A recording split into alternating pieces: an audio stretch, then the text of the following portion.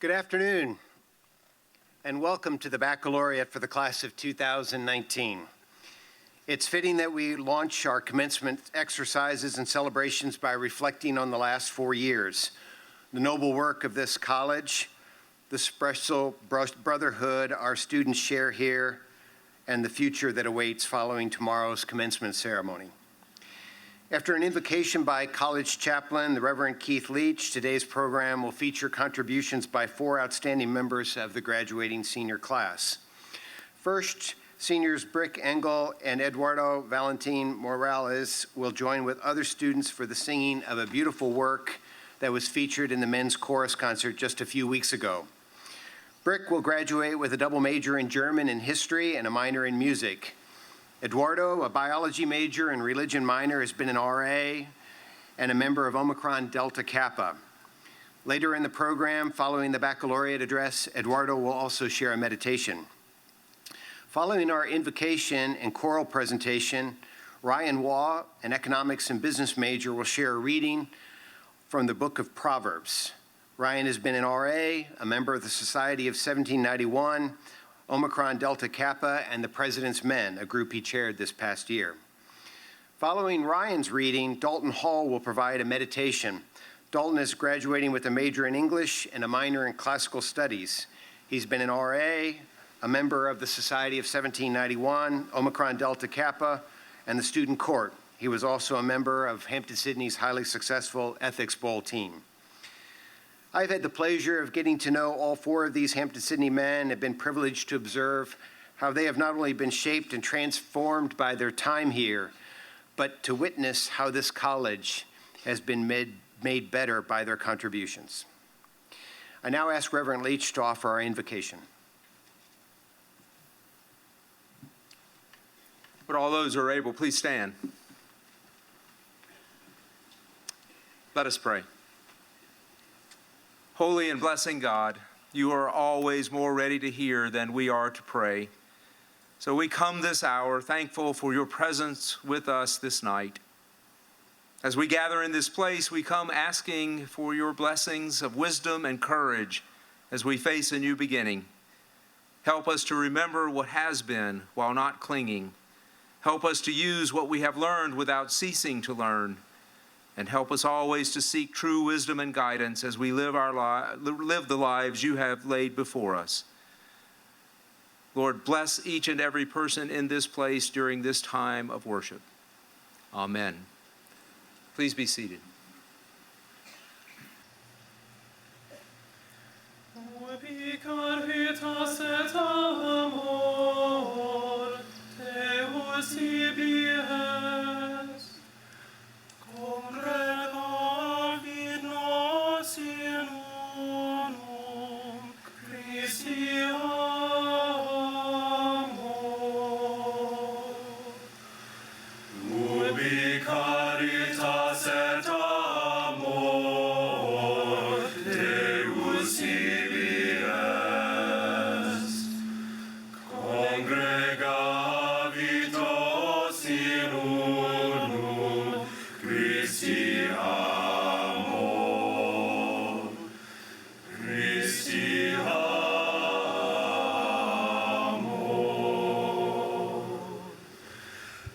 Exultemus et in ipso iucundemur, timeamus et amemus Deum vivum.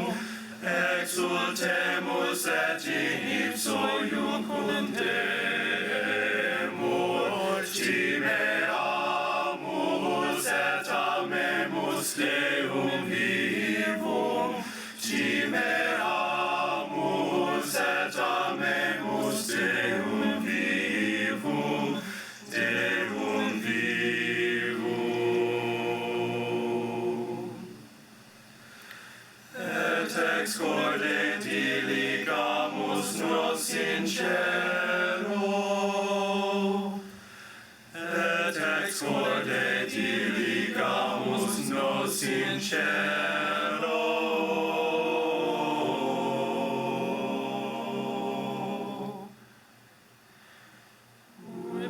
Caritas et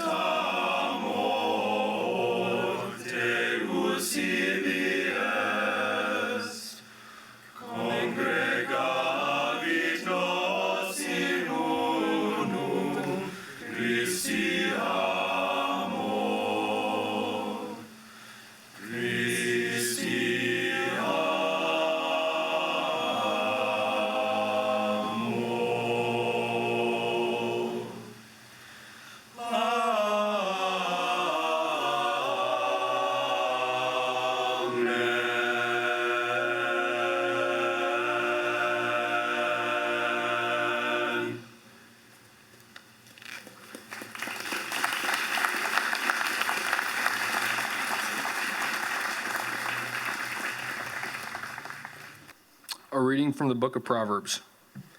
Does not wisdom call, and does not understanding raise her voice? On the heights, beside the way, at the crossroads, she takes her stand. Beside the gates in front of the town, at the entrance of the portals, she cries out. To you, O people, I call, and my cry is to all that live. O simple ones, learn prudence, acquire intelligence, you who lack it. Hear, for I will speak noble things, and from my lips will come what is right, for my mouth will utter truth. Wickedness is an abomination to my lips. All the words of my mouth are righteous. There is nothing twisted or crooked in them. They are all straight to one who understands, and right to those who find knowledge. Take my instruction instead of silver, and knowledge rather than choice gold, for wisdom is better than jewels, and all that you may desire cannot compare with her. I, wisdom, live with prudence, and I attain knowledge and discretion. Pride and arrogance and the way of evil and perverted speech I hate. I have good advice and sound wisdom. I have insight and I have strength. By my king's reign and rulers decree what is just. By me rulers rule and nobles, all who govern rightly. I love those who love me, and those who seek me diligently find me.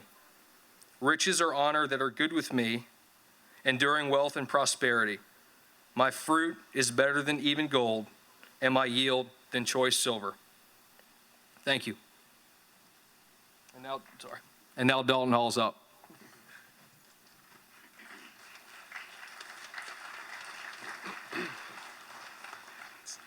Such a lovely breezy day, I hardly need my fan at all. What am I going to do without that prop? So first, I'd like to thank Dr. Stimpert for introducing me, and I'm grateful for what he said. But given the amount of time we've known each other, I'm equally grateful for the things he didn't say. Here we are. So, this is a religious service, so it seems appropriate that I should begin with a confession. I began writing this meditation at 3:30 this morning. And I mean that, I did. And I promise that, like the best of confessions, this one serves a rhetorical purpose. When Reverend Leach approached me a month or two ago about speaking at this year's baccalaureate service, I had no idea what to say. This was my last chance, it is my last chance, in fact, to address the community that has meant everything to me for the past 4 years. So I knew that whatever I spoke about had to be 3 things: insightful, relatable, and profound. I assure you that the final product is none of these things. So when procrastinating other work one evening, I was flipping through my Bartlett's quotations when I was stopped dead by words by John Steinbeck that burned themselves into my memory. And now that you don't have to be perfect, you can be good. Perfection, rather forsaking perfection, will be the topic of this brief meditation. I can't emphasize enough the incredible impact that Steinbeck's words had upon me. It was one of those moments that the literary scholars in the audience will know well, when a phrase or an image captures life and experience so artfully and completely that you have to stop reading and catch your breath. In a flash, I realized that the same problem that had kept me from so much happiness in the past was preventing me from writing this meditation until just this morning. The imperative to produce a piece of writing that not only captured my thoughts and conveyed my message, but did so perfectly. The products of this labor are the words you're hearing. This meditation is far from perfect, but it has taken me the better part of my brief lifetime to realize that that's perfectly okay. Steinbeck tells us that perfection and goodness are opposites, that striving for perfection precludes things like quality, happiness, and ultimately success. I know whereof I speak. For years now, I have held myself to standards of perfection that I called aspirational, but that proved to be little more than self-abusive. I have sacrificed hours of sleep and the better part of my happiness in the pursuit of a ruthless flawlessness that I was convinced would make me better. No more. Mere hours before my graduation, one of the most important transitions of my life, I'm only just starting to realize the greatest and most transformative lesson Hampden-Sydney has left to teach me. That the desire for perfection has defined and limited me in the past, but that, importantly, it doesn't have to in the future. Distilled into a few words, I charge you to be what you are. Perfection tells us that we're supposed to know better, do better, and be better. And, to be fair, encouraging the desire for perfection can propel us to great heights of success, earning us praise and commendation beyond anything of which we thought ourselves capable. The fatal error comes in what follows after that praise dies down. Perfection keeps us from being satisfied with what we've earned, forcing us to continue feeding it until it comes to consume us entirely. That consumption stops. It is forced into retreat when we recognize that true strength comes not from the pursuit of perfection, but from the recognition that what follows in perfection's footsteps, goodness, and even excellence, are more than enough. This baccalaureate service is consecrated to wisdom. Take this wisdom, then, the little that I have to offer you. Be what you are, and rest soundly in the knowledge that whatever that is, it is perfectly okay. Thank you.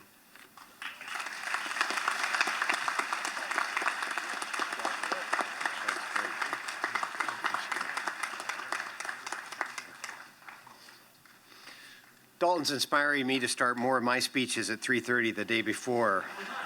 That was awesome. Thank you. Thank you. It's now my pleasure to welcome back to Hampden-Sydney College Dr. John Hillen. Dr. Hillen has dedicated much of his life to the service of our nation. After receiving a bachelor's degree from Duke University, he served for 12 years as an officer in the United States Army and was decorated with the Bronze Star for his role in the Battle of the 73 Easting in the Persian Gulf War. He went on to complete a master's degree in war studies at King's College in England, a doctorate in international relations at Oxford University, and an MBA at Cornell University. He has worked for the Heritage Foundation and is a life member of the Council of Foreign Relations and the Veterans of Foreign Wars. He served during the George W. Bush administration as Assistant Secretary of State for Political Military Affairs, the principal link between the Departments of State and Defense, and was for many years a contributing editor of the National Review magazine and an ABC News consultant. Dr. Hillen also served for 9 years on an advisory panel for the head of the United States Navy, for which he was awarded the Navy's Meritorious Public Service Medal, one of the highest civilian awards the Navy can bestow. He has authored or edited several books on international security. He presently serves as Chief Executive Officer of Everwatch, a defense and national security contractor, and serves and has served as a director or a member of numerous companies and boards dedicated to advancing national security.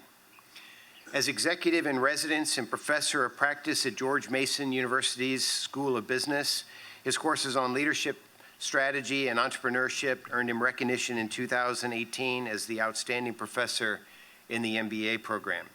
He also serves as an advisory board chairman of the Center for Government Contracting at George Mason. Drawing on his own military and civilian leadership experience, he recently co-authored with Mark Nevin's What Happens Now? Reinvent Yourself as a Leader Before Your Business Outruns You. The book was just named one of the 30 best business books of 2018, among other recognitions. He is a 2-term member of the Hampden-Sydney Board of Trustees, and he has dedicated his time, energy, and expertise in service to our college community. In 2016, he was awarded the Algernon Sidney Sullivan Medallion from the college. It's now my pleasure to bring Dr. Hillen to the stage.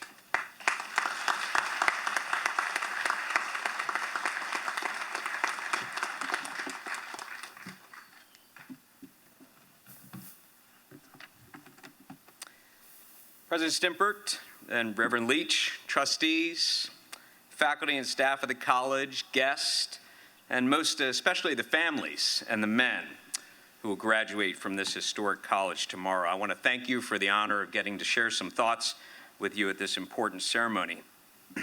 As you know, in the collegiate tradition, the baccalaureate ceremony is, of the two big graduation events, the more solemn, the more reflective, spiritual and religious ceremony. Tonight, we reflect on our place in the greater scheme of things, on our own development over these past years at the college, on wisdom, and on God. So why we schedule the baccalaureate ceremony at cocktail hour and the commencement at the hour for church is just beyond me. It's been a mystery to me. I can't quite figure that out. Our Creator, who we honor tonight in addition to the soon-to-be graduates, created love, the greatest virtue according to St. Paul. So I want to start this talk with the story of a love affair. It's my love affair with America. And what do I mean by that? Not the physical America necessarily. Although this country is an extraordinary physical place, and I've traveled over most of it, from climbing its mountains to diving in its seas. And I don't mean the cultural America necessarily, although I love its sports and its music, arts, and food more than most anywhere I've been. And I'm not talking about the American government, although I've served it most of my life. No, I'm in love with the idea of America, a peculiar and particular idea.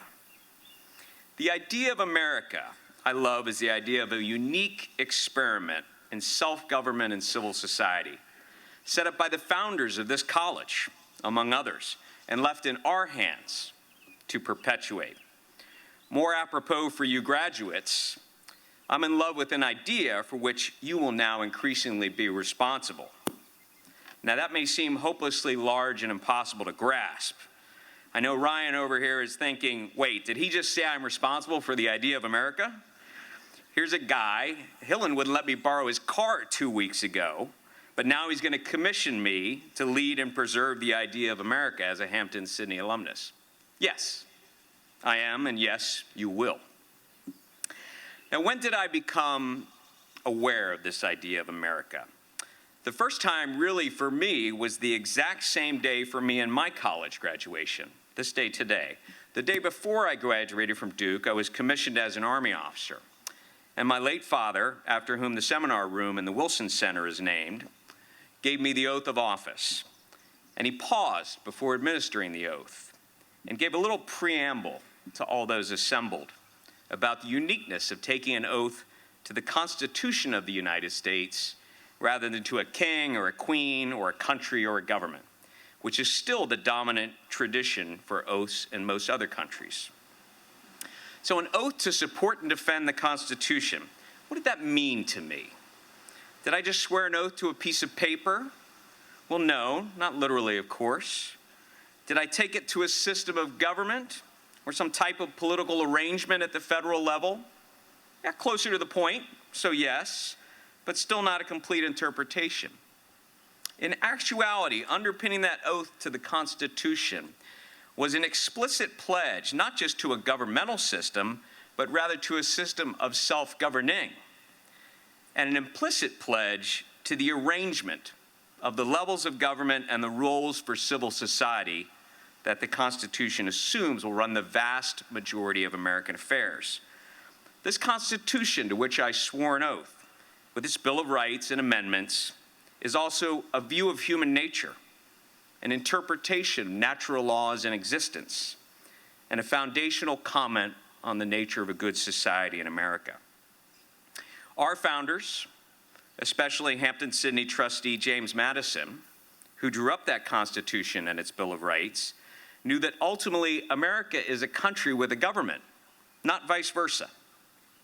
And by enumerating the powers of the government and limiting them especially, it was not just laying down a system of government, it was in fact determining the entire arrangement for who does what in a well-functioning, free, and just society. That is the idea of America I fell in love with. Not the American government per se, but the entirety of the idea of a free society with hundreds of thousands of free private associations cooperating with multiple levels of government in a messy and wonderful experiment in self-government. Now, this arrangement has been far from perfect. Those founders denied the enslaved peoples of the U.S. the very same basic human rights they claimed for America and Americans. They made little provision for women's participation in this system. They made no provision for Native Americans as Americans, and other ills. These are among the original sins to which we still apply energies today in order to create a more perfect union. And that was, and still is, the job. Our task as good men and good citizens to create a more perfect union. The founder's job in making the document, to which I've sworn the oath 4 times in different capacities, was, in their words, to create a more perfect union. We must recognize that a more perfect union is not a destination. It's a journey, and now you graduates will take your place as framers on this journey. Before I give you some thoughts on how to be a living custodian of this American experiment, and why being a Hampden-Sydney man gives you a special commission to do so, let me mention the unique, radical, and even odd idea that is at the heart of this idea of America. Despite studying political science at great universities, it never really came to me until I had spent a number of years in places other than America. I have lived, worked, fought, taught, and traveled in 85 countries of every imaginable sort and in every possible state of development. This gave me insight into what makes America wonderfully strange and different. What makes the American experiment in self-government so unique is that no one is in charge, and on purpose, and everything still works. Now, there are plenty of places in the world where no one is in charge and it's not on purpose. Or no one is in charge and things don't work. I've been to many of those places, sadly. But here we have a radical principle of self-organization and distributed responsibilities, and yet at the same time, accompanied by broadly shared standards and expectations of good outcomes, order, security, prosperity, advancement, fairness, education, and general well-being, and mostly in the hands of civil society, not government. Let me give you an example about the uniqueness of the American experiment to make the point. In most other countries around the world, there are government departments or ministries around culture or sports or youth affairs or religion and the like. Many other governments have a ministry for industry or technology to direct traffic, not just to make policy. Many governments own part or most of the most important companies in their country. In the US, can you imagine if we had a Ministry of Culture or Technology and Manufacturing or government ownership of our leading companies? How long would it take a government ministry to design McDonald's or Uber or Amazon or make Avengers Endgame for that matter? No, we leave those things and much more in private or civic hands in ways that are very different from much of the rest of the planet. So too with religion. Thanks to the wisdom of our founders, and unlike many other countries, we do not have an official religion. Instead, we have a diverse and fascinating array of faith traditions. The late Supreme Court Justice Antonin Scalia, with whom I once went on a men's retreat, used to tell of a French jurist who said that the essential difference between the United States and France was that France had 2 religions and 300 cheeses, and the United States had 2 cheeses and 300 religions. Diversity in our belief system gives this country great strength and reinforces its freedoms.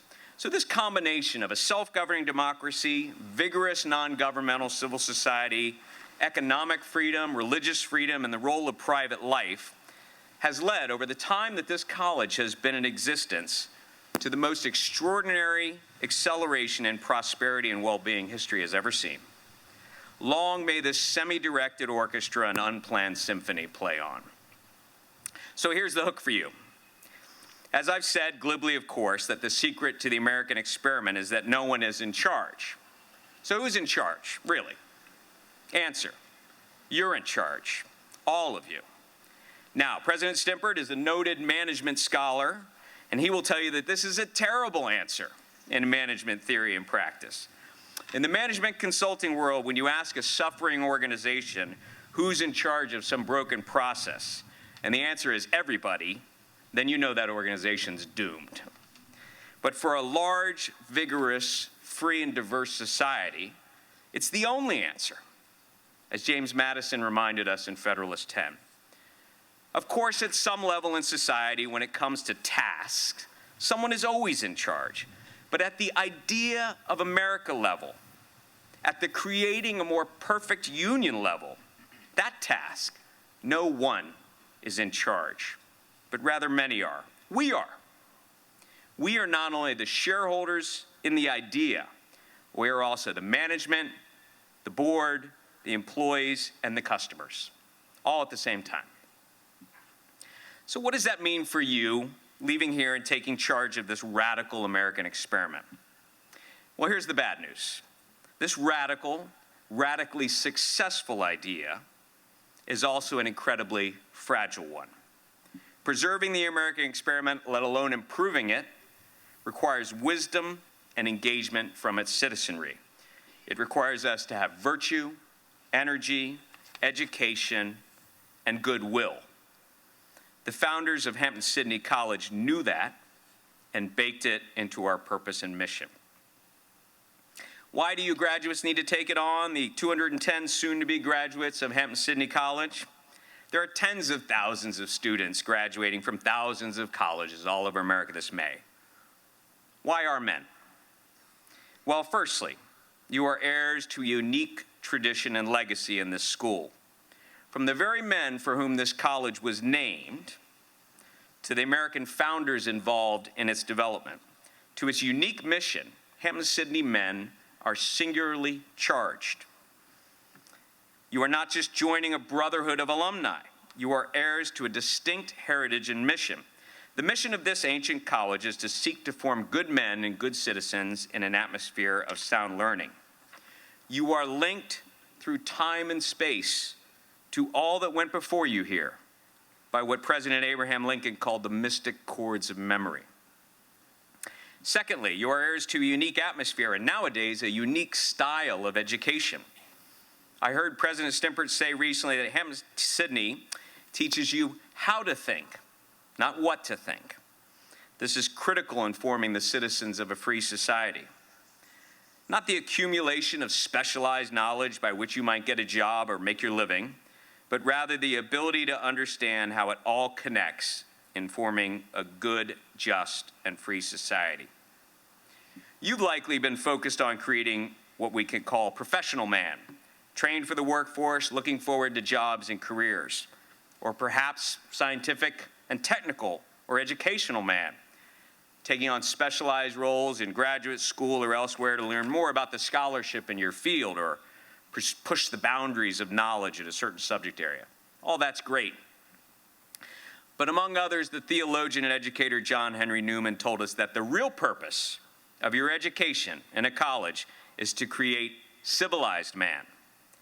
And by that, I don't mean minding your manners and not taking fraternity circle habits with you to meet your future mother-in-law, although that's a really good time to act civilized. Now, what I mean by civilized man is the graduate who is equipped to lead and care for his civilization. In our case, the slice of it, that is the unique and peculiar civilization of the American experiment. Yours is not simply to get a job, raise a family, and all the rest. You have a broader calling than those noble pursuits. Regardless of what your major was here at Hampden-Sydney, more so than many so-called elite colleges, you've received the kind of well-rounded college experience that thinkers from Plato to Newman told us was necessary to sustain self-governing democracies. A truly free people must be a wise people. And as we heard now in our reading about wisdom, you must be able to see the broad picture and take the long view.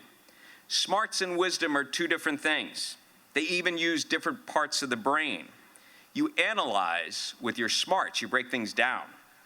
On the other hand, you synthesize with your wisdom. You pull things back together to make connections and make simple sense of complex or even conflicting ideas. I know some of you grads look back with little love on some of the required courses you took here that were far outside your chief field of study or even your personal interest. But you may well later in life come to treasure those the most.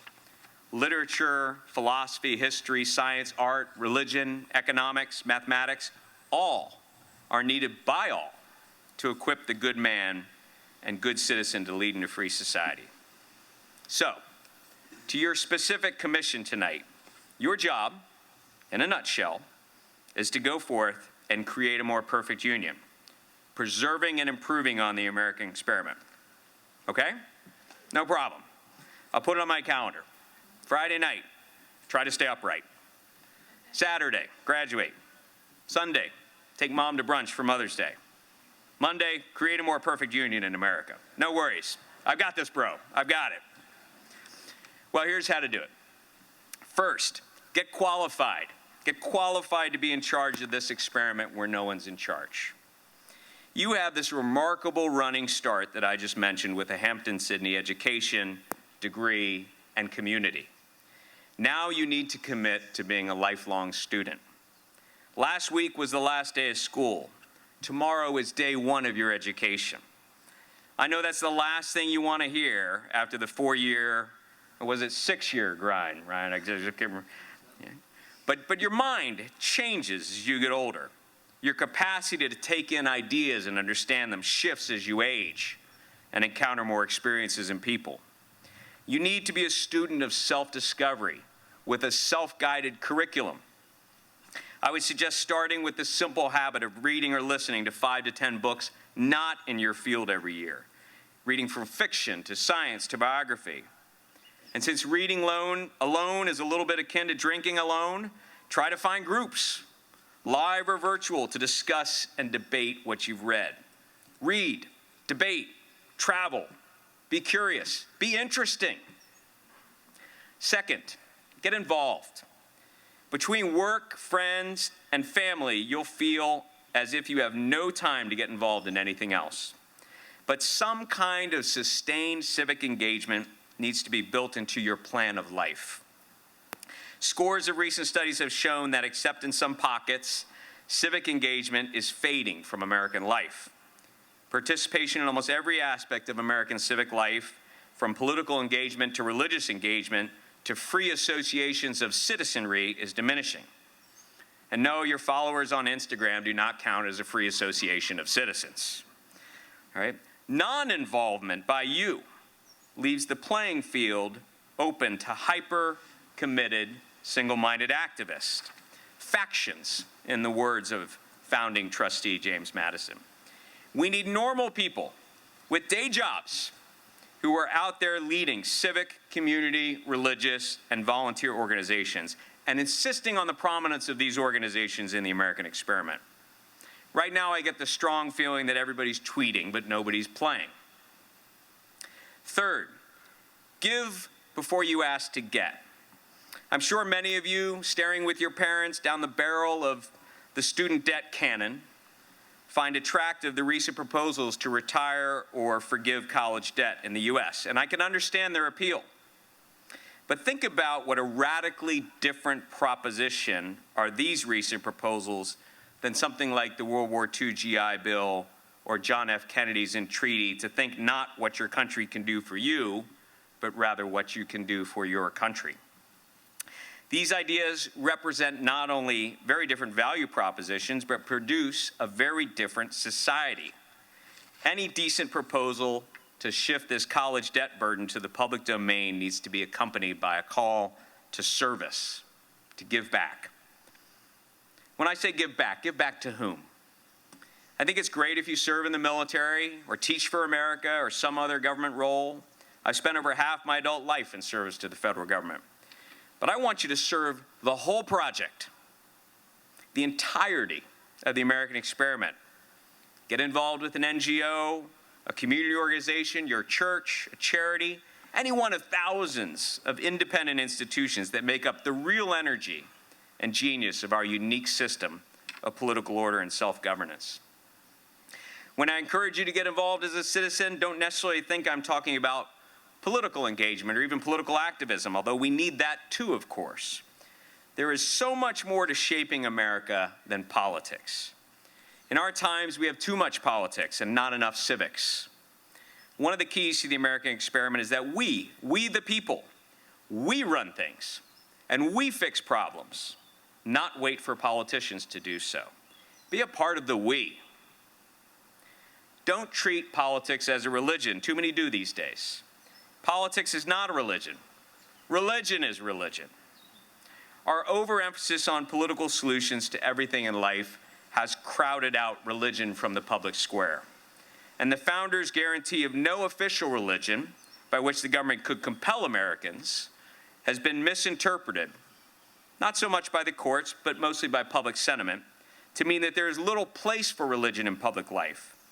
That is wrong-headed on many levels and robs the American experiment of what makes it so special, diverse, and free. Third, take it upon yourself to develop, practice, enforce, and then teach the skills of creating a more perfect union in a diverse and sprawling society. For that to succeed, we do not need safe spaces from ideas or speech. Rather, we need to rediscover the art of principled disagreements in civil discourse, compromise, and understanding multiple perspectives while sticking to your own. Every good society is composed of a series of values that are constantly in tension with one another. You cannot effectively articulate your own beliefs until you take time to truly understand that of others with different ideas. Demand this of yourself and others. Shouting down, shutting out, or disinviting are not the qualities of a free society. They're the qualities of totalitarianism. Finally, place this experiment in human development and the evolution of a good society in context. We honor here tonight our Creator and the different faith traditions we all bring to approaching Him. Have the humility, no matter what you believe, to recognize that this, what we see around us and what we can study and understand, might not in fact be all there is. C.S. Lewis wrote, "If we find ourselves with a desire that nothing in this world can satisfy, the most probable explanation is that we were made for another world." Make space for that mystery, that possibility in your thinking and your actions. It will ground you. Men of the graduating class of 2019, I want to congratulate you for your achievement. Tomorrow you join the long and illustrious line of the Garnet and Gray alumni. Parents, congratulations to you on raising these men and seeing through to this later chapter and their development. It has been my great honor and privilege to be associated with this college for a decade and to join you as a degree holder tomorrow. But with honor and privilege come duty and responsibility. As the Apostle Luke tells us, "For unto whomsoever much is given, of him much shall be required." God bless this college, God bless our new graduates, and God bless America. Thank you.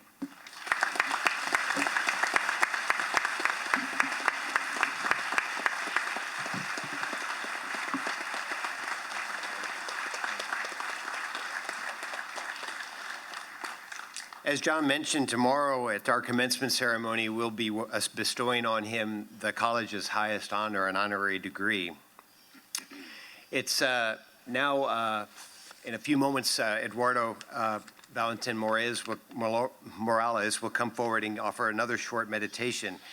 Following his talk, our talented Professor Helena von Ruden, who led our men's chorus ensemble earlier this evening, will offer the Old Irish Blessing. And then Reverend Leach will offer a benediction. That will close out this ceremony. Now, my wife and I have the privilege of living in this beautiful house next door, and it will be our pleasure to host you for a reception, all you graduates and your families. Eduardo?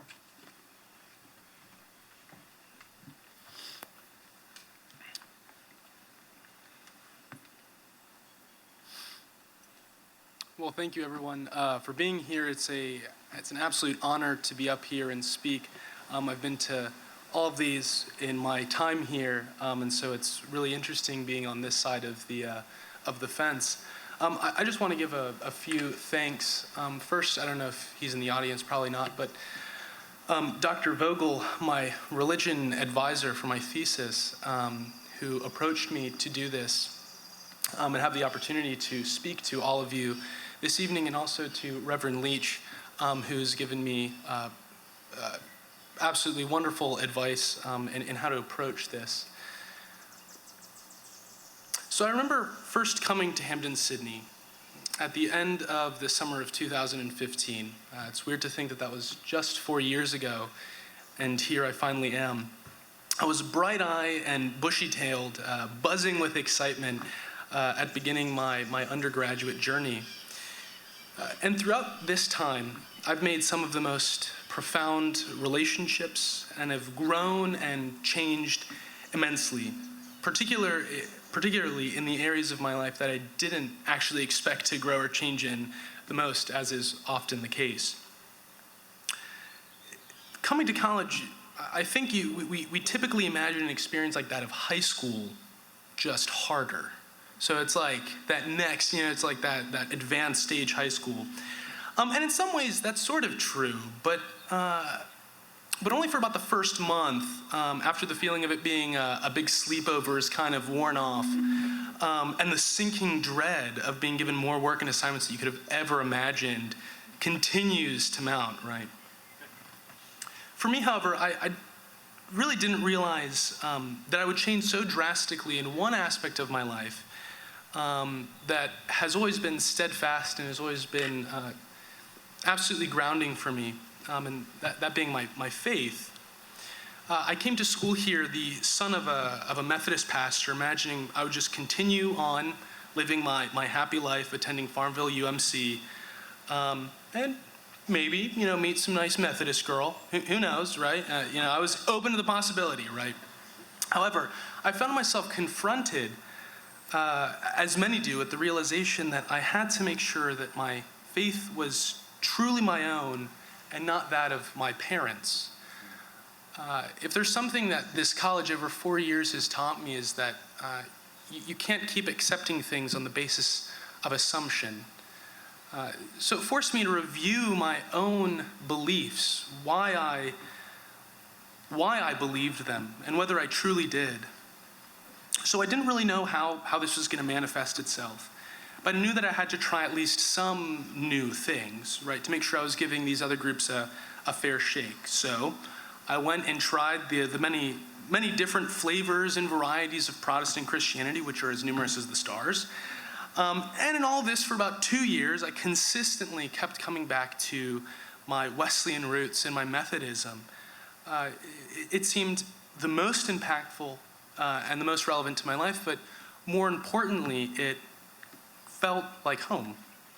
However, a shift occurred along the way when I began questioning and challenging not just my faith, but the assumptions that I was using in my search for truth and beauty.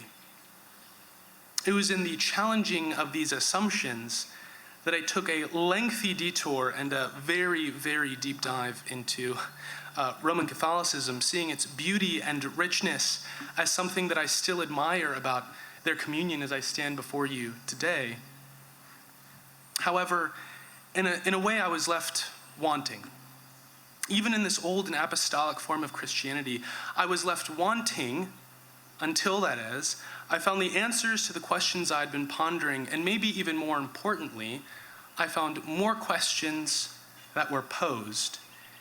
In this ancient form of Christianity that many of you have probably never heard of before, known as Eastern Orthodoxy. In this, I found a beauty which surpassed comprehension, and more importantly, the humility of knowing when to say, I don't know, on the things that we truly can never know.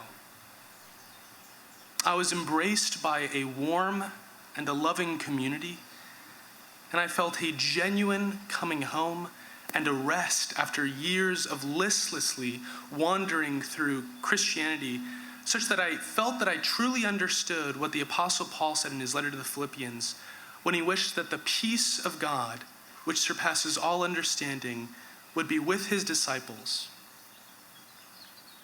In a way, it was providential that all of this occurred over these 4 years, reaching its climax only a few weeks ago of my being confirmed and brought into Holy Orthodoxy.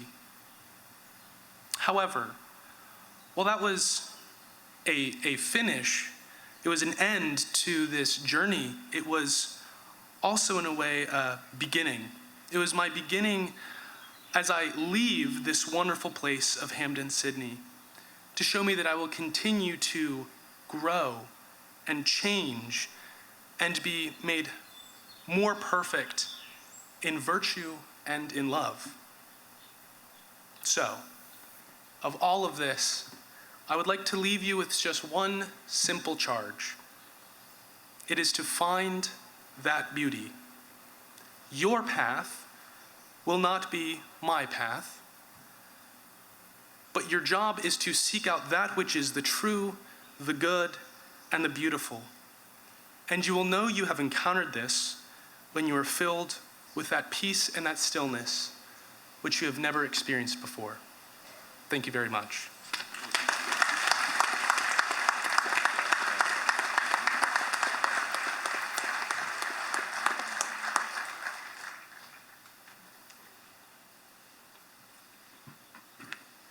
Some of you may be familiar with the Old Irish Blessing. It's a piece I learned when I was a child, and it's always stuck with me. And so this is for all of the families and all of the graduates tomorrow.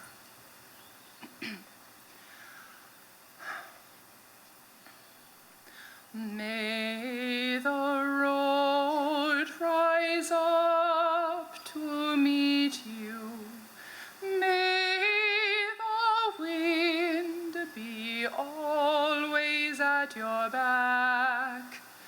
May the sun shine warm upon your face, and the rains fall soft upon your fields.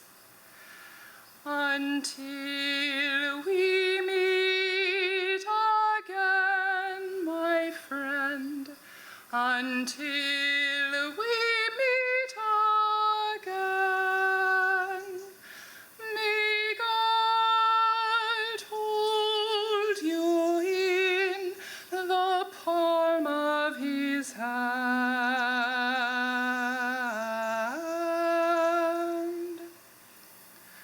May the road rise up to meet you. May the wind be always at your back. May the sun shine warm upon your face, and the rains fall soft upon your fields till we meet again. We meet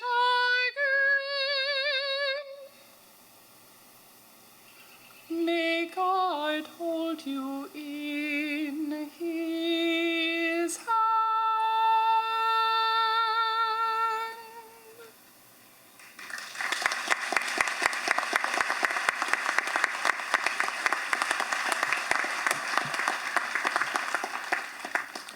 Would all those who are able please stand for the benediction? Brothers, parents, and friends, may the God of all creation bless you this night with peace, hope, and love. May you rejoice in the wisdom of the ages and the one who created it, even as you seek to understand and live into that wisdom. May God's own hand guide you tonight, tomorrow, and forevermore. Amen and amen.